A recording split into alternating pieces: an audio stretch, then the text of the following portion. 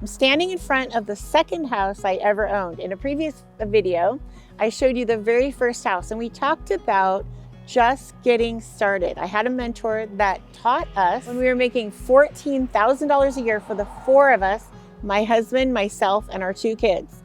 And he taught us if you just get started, buy one house, do improvements to that house, grow the equity, which just means make that house worth more, either by waiting for natural appreciation or doing some improvements to making that house worth more, then taking that money out of that first house and buying your second home, but keeping the first house as a rental. So here we are standing in front of the second house.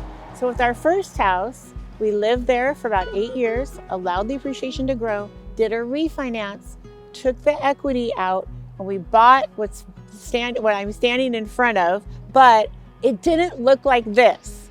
We knew we wanted a bigger house, but the only way we could afford a bigger house is if we bought the worst house in North Tacoma. I tell you that this house had 3 bathrooms, none of them worked.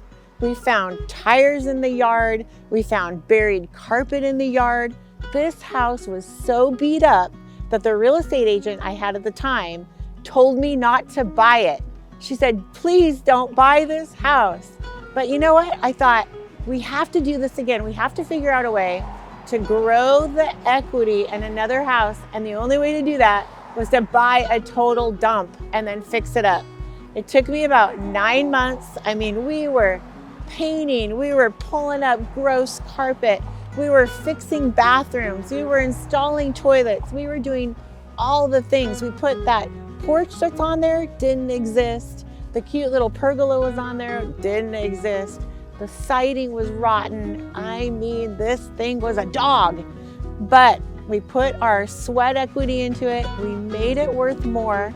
We stayed in this house for about 6 years. And by the time we sold it, I think we made about $300,000 to us when we were making $14,000 a year for the four of us.